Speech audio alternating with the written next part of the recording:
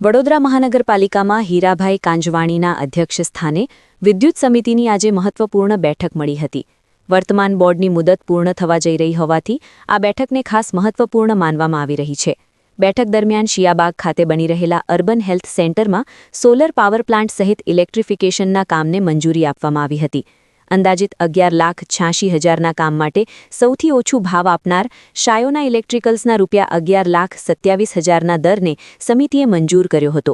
આ પ્રોજેક્ટથી આરોગ્ય કેન્દ્રમાં સોલર ઉર્જાનો ઉપયોગ વધશે અને વીજળી ખર્ચમાં ઘટાડો થશે।